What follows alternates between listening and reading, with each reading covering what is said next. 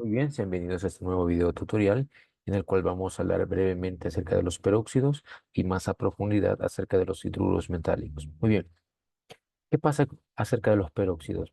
Los peróxidos, pues, son compuestos binarios en cual su particularidad específica es que estos no tienen número de oxidación de -2 en el oxígeno, ¿sí? Porque los peróxidos se forman gracias a la unión de un metal, ¿sí? De un metal más lo que es un oxígeno. Pero nosotros sabemos que tradicionalmente el oxígeno tiene un número de oxidación de -2, ¿sí?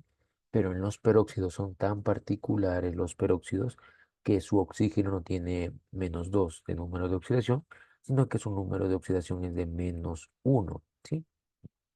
Tienen esta particularidad y que también el oxígeno de los peróxidos tiene un subíndice 2.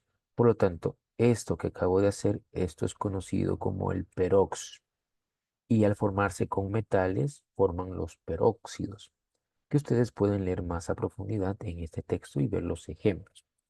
Ahora vamos a pasar al tema de los hidruros metálicos, ¿sí? Recordando siempre que en química inorgánica es importante saberse los números de oxidación, porque si no sabes los números de oxidación, es como en matemáticas, si no sabes las tablas no vas a poder hacer la multiplicación correctamente. En química, si no sabes los números de oxidación, pues no vas a poder hacer las nomenclaturas correctamente. Recordemos esos números de oxidación. El uno más, ¿cuál eran? Litio, sodio, rubidio, potasio, cesio, francio, plata, el amonio. El 2 más, berilio, estroncio, calcio, bario, radio, zinc, cadmio. Esos números de oxidación, y hay muchos, tienes que aprendértelos para poder hacer lo que son las nomenclaturas. Y también recordar que hay diferentes tipos de nomenclatura. La nomenclatura sistemática, la nomenclatura stock, y la nomenclatura tradicional. Entonces, esos tres tipos de nomenclatura debemos de recordar para hacer pues los nombres correctamente. Sí, entonces eso debemos de tomar en cuenta. Bueno, vamos a concentrarnos más en esta clase en los hidruros metálicos, ¿sí? Hidruros metálicos es en lo que nos vamos a concentrar más en esta clase, ya que el deber trata acerca de esto. Los hidruros metálicos. ¿Qué son los hidruros metálicos? Los hidruros metálicos pues son compuestos binarios, es decir, que se forman gracias a la unión de dos elementos, ¿sí? Entonces, ¿pero qué elementos te podrías preguntar? Los hidruros metálicos se forman gracias a la unión de metales, de los metales y o más lo que es el hidrógeno, el hidrógeno, ¿sí? Tanto. Nosotros sabemos que para poder unirse dos elementos entre sí, uno tiene que ser positivo, en este caso de los metales son positivos, y en este caso el hidrógeno debe de ser negativo. ¿Por qué? Porque recordemos que polos opuestos se atraen. Por lo tanto, el metal es positivo y el hidrógeno es negativo para que se puedan unir, para que se puedan atraer entre sí. Y por lo tanto, el hidrógeno es negativo. ¿Y qué número de oxidación va a tener el hidrógeno? Va a tener el número de oxidación de uno menos o -1, como quieran llamarle, ¿sí? Quieren llamarle menos, uno menos o -1, no pasa nada. El número de oxidación del hidrógeno va a ser de -1, es decir, va a ser negativo. Y los metales van a ser positivos. Y recordemos que nosotros teníamos metales de número de oxidación fija, y teníamos metales de número de oxidación variable. Por lo tanto, cuando nosotros utilizábamos metales de número de oxidación fija, solo se utilizaba el conector D. Pero si nosotros utilizábamos números de oxidación variable, recordemos que habían dos situaciones, que si utilizábamos el número de oxidación menor, la palabra va a terminar en oso, su nombre va a terminar en oso, pero si nosotros utilizábamos el número de oxidación mayor, la palabra o el nombre va a terminar en ico, ¿sí? Eso hay que tomarlo muy en cuenta. Por lo tanto, los hidruros metálicos son unos compuestos binarios, es decir, dos, que se unen gracias, pues, a la unión, para la redundancia, de un metal más el hidrógeno con número de oxidación negativo, -1, ¿sí? Entonces, vamos a hacer un ejemplo sencillo, se me ocurre. Vamos a formar un compuesto cualquiera. Por lo tanto, vamos a elegir, qué sé yo, un metal, el aluminio. Elijamos el aluminio. Con A y la L nosotros representamos al aluminio. El aluminio tiene número de oxidación de 3 más, ¿sí? Y este aluminio debe de unirse con el hidrógeno, para que forme el hidruro metálico, ¿sí?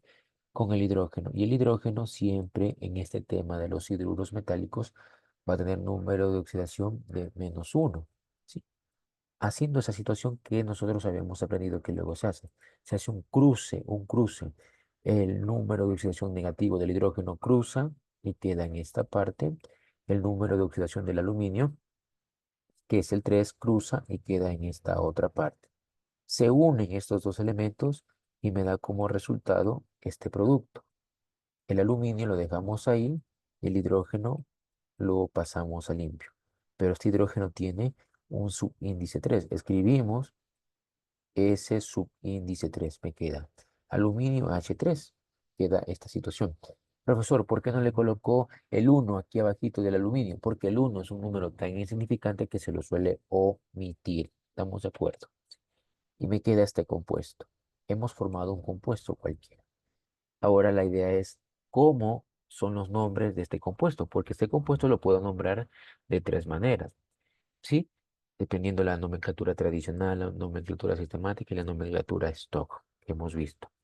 Vamos a nombrar a ese compuesto de las tres maneras. Nomenclatura tradicional vendría a ser lo siguiente, ¿sí? Oh,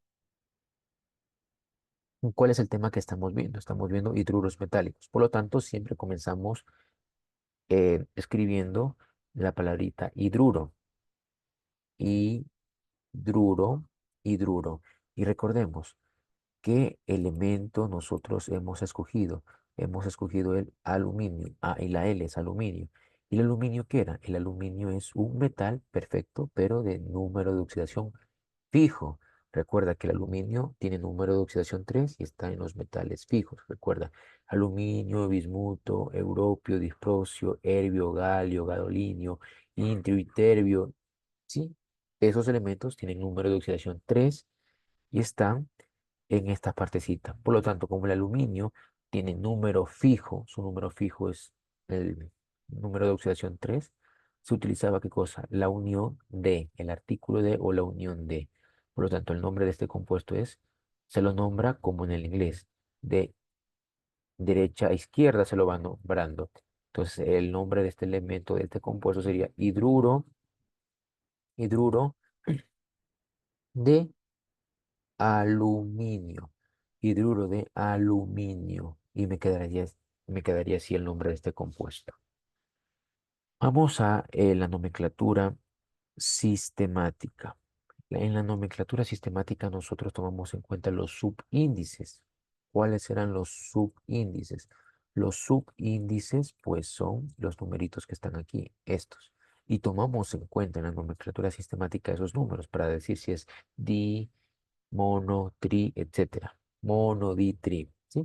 Igualmente, nombramos este compuesto de derecha a izquierda. Y el nombre sería trihidruro, miren, trihidruro, ¿verdad? Vamos acá a escribirlo. Sería trihidruro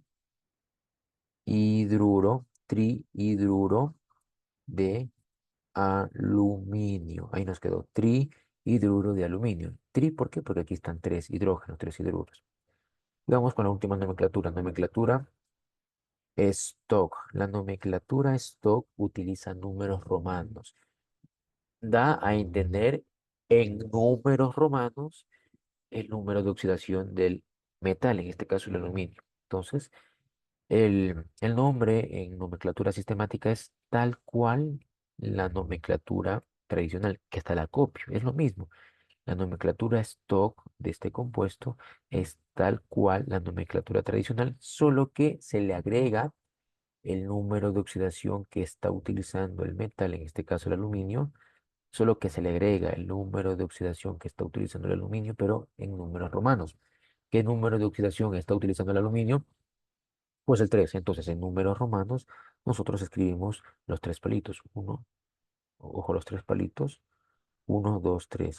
Ahí nos quedaría el nombre en la nomenclatura stock de este compuesto. ¿Sí? Entonces, con esto ustedes ya pueden realizar su deber, ¿sí? Que está muy sencillo, muy fácil. Recordemos que cuando trabajamos con metales de número de oxidación variable, cuando ustedes utilicen el nombre menor, termina en oso, y cuando utilicen el número de oxidación mayor, termina en ico. En este caso hemos hecho un ejemplo explicativo utilizando el número de oxidación fijo, que es, y que se utiliza la preposición de, ¿sí? Hemos hecho un ejemplo con el aluminio, que es un metal fijo, y como era un metal fijo, hemos utilizado la preposición de o la unión de, ¿sí? Pero cuando ustedes trabajen con metales en número de oxidación variable, recuerden, si es el número de oxidación menor con el que están trabajando, termina en oso; si es el número de oxidación mayor con el que están trabajando, termina en ico, ¿sí? Gracias por la atención prestada en este video tutorial. Nos vemos próximamente. Saludos.